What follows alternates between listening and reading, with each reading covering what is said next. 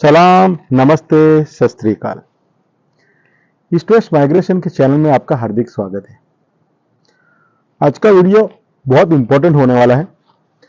तो अगर आपने ईस्ट वेस्ट माइग्रेशन के चैनल को लाइक और सब्सक्राइब नहीं किया है तो हम आपसे रिक्वेस्ट करते हैं कि इस चैनल को लाइक और सब्सक्राइब करिए, जिससे कि सारे आने वाले जो भी वीडियो है उसकी इंफॉर्मेशन आपको टाइम टू टाइम मिलती रहे और हमारे पास जो भी इंफॉर्मेशन आती है वो हम पहले आपसे साझा करते हैं। तो अगेन, अगर आपने इस चैनल को लाइक और सब्सक्राइब नहीं किया है तो अभी लाइक और सब्सक्राइब कर लीजिए। अब आज हम बात करने वाले हैं, यूरोप की एक कंट्री है जिसको हैप्पीएस्ट कंट्री के इंडेक्स में बिल्कुल टॉप पे रखा गया है और वहां का जो सोशल सिस्टम है, जो लाइफस्टाइल है, वो one of the best in the world है। अगर मैं उसको ज़्यादा इंफॉर्मेशन के साथ में आपको प्रोवाइड करना चाहूँ तो इस कंट्री के अंदर एजुकेशन सिस्टम दुनिया का सबसे अच्छा एजुकेशन सिस्टम माना जाता है।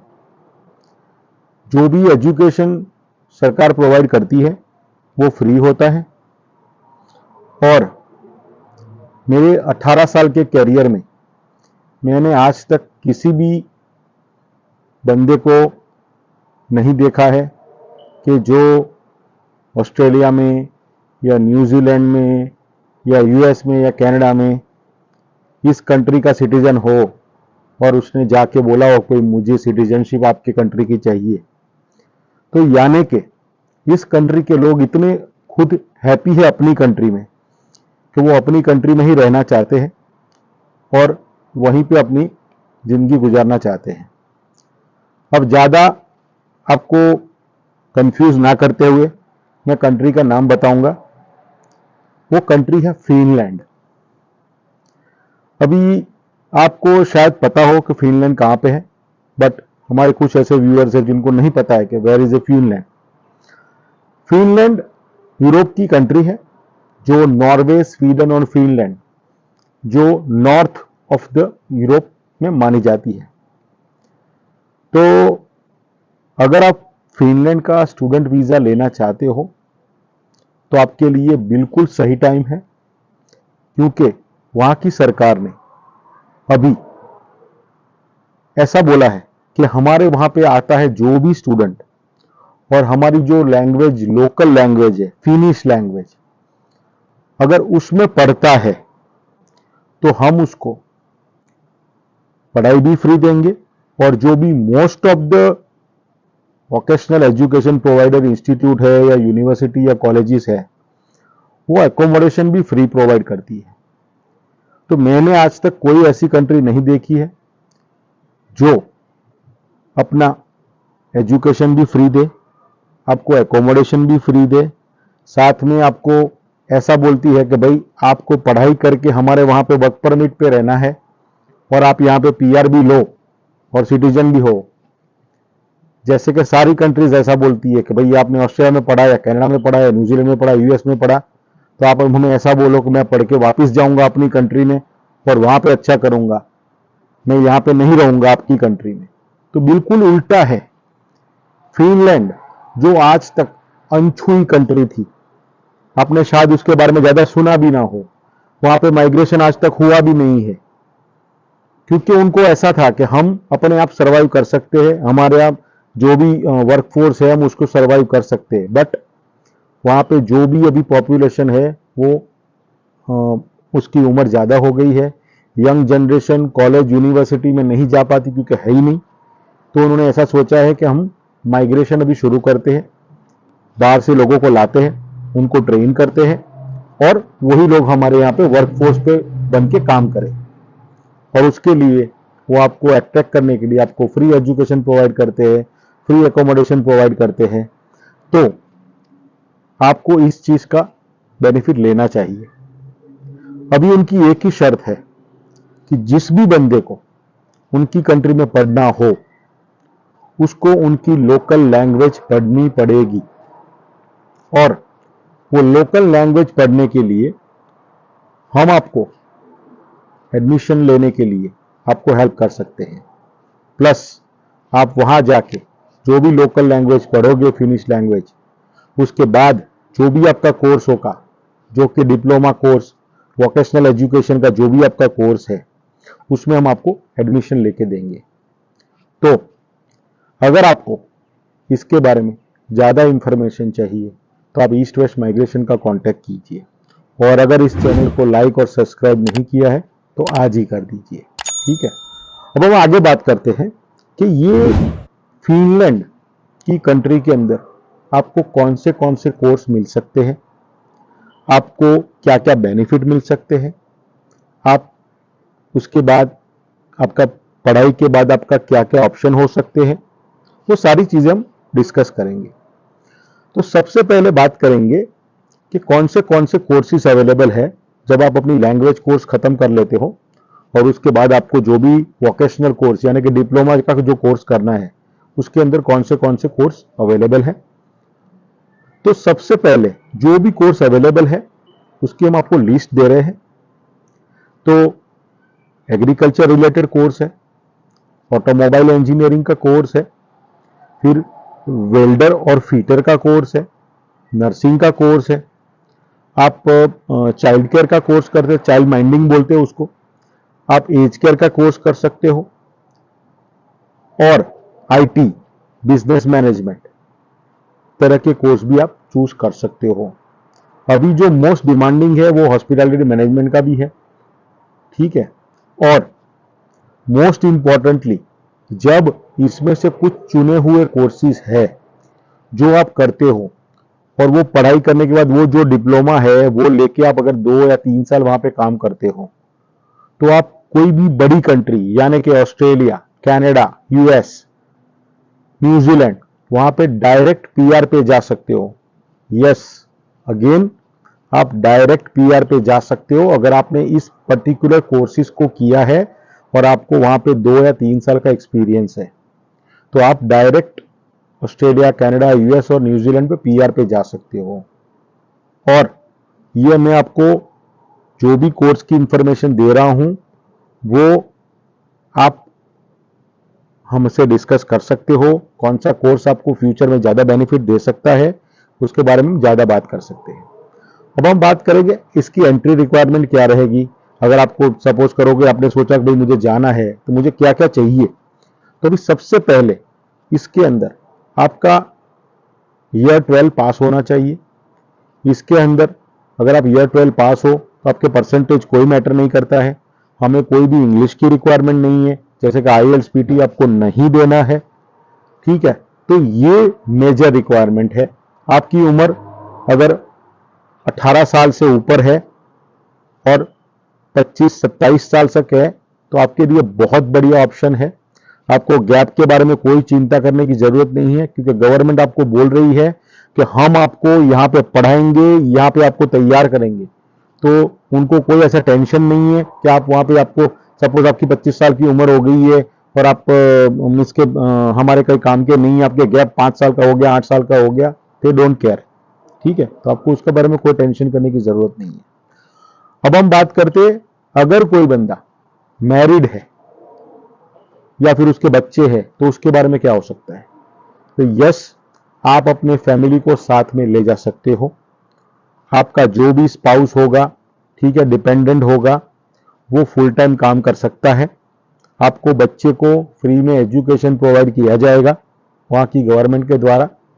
प्लस जो मेन एप्लीकेंट होता है, मीन्स के जो स्टूडेंट होता है, वो 30 घंटे वीक में काम कर सकता है, जो कि मैं जानता हूं तब तक दुनिया की ऐसी कोई कंट्री नहीं है जो स्टूडेंट को 30 घंटे पर वीक काम करने दे।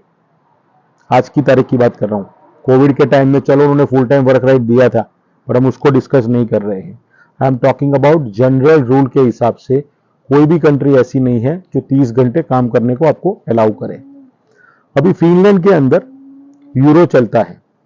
यूरो की अगर हम बात करें तो अगर इंडियन रुपीस की अगर हम बात करते हैं तो 1 यूरो के हिसाब से 90 से 92 रुपीस इंडियन हो जाते हैं। ठीक है, तो आप समझ सकते हो उसकी करेंसी भी बहुत स्ट्रांग है। अगर हम बंदे की बात करें कमा कितना सकता है while he is on study और like he is working full time, तो अगर देखो बात करें तो नॉर्मली कोई भी बंदा होता है वहां पे 2500 से लेके 3500 4000 यूरो बिल्कुल आराम से कमा लेता है। ठीक है, अगर उसके पास कोई ज़्यादा स्किल भी नहीं है तो भी। मैं ये जो बात कर रहा हूँ ये नॉर्मल वेजेस की बात कर रहा हूँ, मैं ऐसे नहीं बोल रहा हूँ कि आपको भाई पर्टिकुलरली स्किल्ड एम्प्लॉयमेंट चाहिए होगा। तो अगर कोई स्किल्ड बंदा होता है तो he can make more money out of it. ठीक है, प्लस आप क्या काम करते हो, कौन सी जगह पे काम करते हो, ये सारी चीज़ें मैटर करती है। ठीक है, अब हम बात करेंगे कि इसका प्रोसेसिंग टाइम और कैसे ये स्टेप बाय स्टेप हो सकता है। कभी सबसे पहले क्या होता है कि हमने जैसे आपको बताया कि आपको लैंग्वेज कोर्स पढ़ना है, तो अगर लैंग्वेज कोर्स आपको पढ़ना है उसके लिए मैं आपको बता दूं कि आपको हमें सारे डॉक्यूमेंट्स भेजने हैं, जो हम जब आप हमसे बात करोगे तो हम आपको बताएंगे। उसके बाद आपके जो भी डॉक्यूमेंट्स आते हैं उसके बाद हम अप्लाई करेंगे ऑफर लेटर के लिए आपका, जो भी लैंग्वेज कोर्स का होगा। उसके अंदर आपको 2 महीने, पहले 2 महीने इंडिया में रह के पढ़ना है आपका जो भी लैंग्वेज कोर्स है वो, और 4 महीने आप फिनलैंड में जाके पढ़ोगे। तो टोटल लैंग्वेज कोर्स 6 महीने का है।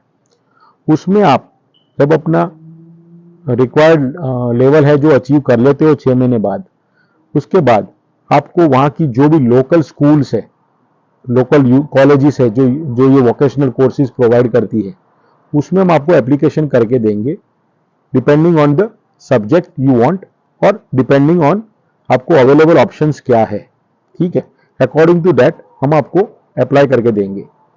जब आप उसके अंदर एडमिशन आपको मिलता है तो आप वो पढ़ाई चालू करोगे मेन कोर्स की, और उसमें आपका वीज़ा जो आएगा वो 2 साल का वीज़ा आएगा या 3 साल का, depending on which subject you are taking. ठीक है, तो 3 साल का अगर सपोज वीज़ा आता है तो वो 2 साल का वीज़ा या 3 साल का वीज़ा आप खत्म करके आपको 2 साल की वर्क परमिट मिलती है। ठीक है, और अगर वो वहाँ पे अपने फील्ड में आप काम करते हो सेम फील्ड में, ठीक है, तो आपके लिए दूसरी कंट्रीज के ऑप्शन खुल जाते हैं, प्लस आपको फिनलैंड गवर्नमेंट भी पीआर देती है। ठीक है, तो जब आपका ये पीआर आ जाता है उसके बाद आप सिटीजनशिप के लिए 2 साल के बाद एलिजिबल हो जाओगे। तो टोटल आपको 7 साल में वहाँ की सिटीजनशिप मिल जाएगी, 5 साल में आप पक्के हो जाओगे। ठीक है, तो ये नॉर्मल प्रोसेस है। ठीक है, और जब आपके पास फिनलैंड का पासपोर्ट हो, आपकी एज अगर अभी से छोटी है, तो आप ऑस्ट्रेलिया, कनाडा, न्यूजीलैंड, यूएसए सब जगह पे वर्किंग हॉलिडे वीज़ा में भी जा सकते हो, क्योंकि उनकी एज 30 ईयर्स तक होती है। ठीक है, तो ये चीज़ भी आपको बहुत हेल्प कर सकती है।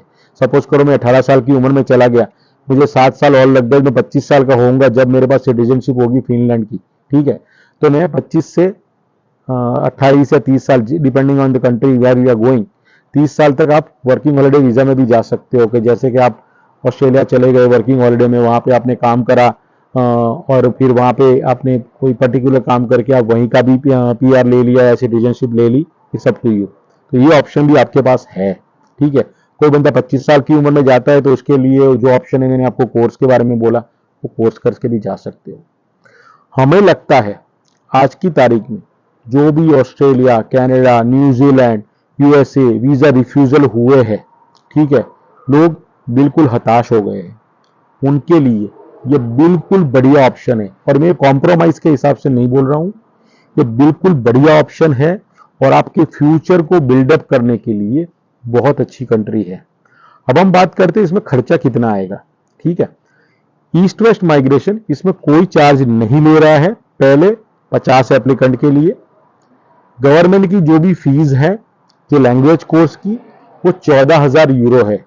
ठीक है, तो पहले 50 एप्लीकेंट है उसको फ्री है। उसके बाद हम जो भी हमारा चार्ज है वो 1,000 यूरो चार्ज करेंगे वीजा आने के बाद, प्लस आपको 14,000 यूरोज फीस भरनी है लैंग्वेज कोर्स की। उसके अंदर आपको लैंग्वेज कोर्स भी आ गया, एकोमोडेशन भी आ गया। तो ये चीज आपको नोट करनी पड़ेगी कि आपको 14,000 यूरो भरना है। अगर पहले 50 एप्लीकेशन हो जाती है उसके बाद 14,000 प्लस 1,000 यूरो हमारा सर्विस चार्ज रहेगा, जो आपको वीजा आने के बाद देना है। जो जो ये फीस भरनी है आपको वोकेशनल कोर्स की, वो फीस आपको पहले भरनी है। उसके बाद आपका वीजा अप्लाई होगा। आपका वीजा आने के बाद आप 2 महीने यहाँ पे पढ़ोगे, और 2 महीने पढ़ने के बाद आप 4 महीने फिनलैंड में जाके पढ़ोगे। आपकी वहाँ की लोकल पढ़ाई खत्म करके फिनलैंड गवर्नमेंट की जो लैंग्वेज कोर्स है फिनिश लैंग्वेज का, वो खत्म करके आप अपना मेन वोकेशनल कोर्स अप्लाई करोगे हमारे थ्रू, ठीक है। और वो आपको फ्री रहेगा, उसमें आपको कोई पैसा नहीं देना है, प्लस आपका एकोमोडेशन भी फ्री मिलेगा अगर सिंगल हो तो। अगर आप फैमिली के साथ में हो या बच्चा आपके साथ में है, देन आपको बच्चे का और फैमिली का सिर्फ पेमेंट करना पड़ेगा, और बाकी आपकी जो मेन एप्लीकेंट होगा वो फ्री रह सकता है, ठीक है।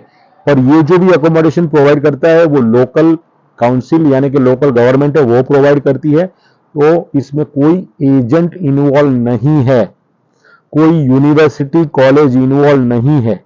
ये सारी प्रोसेस जो भी है वो लोकल काउंसिल के थ्रू होगी।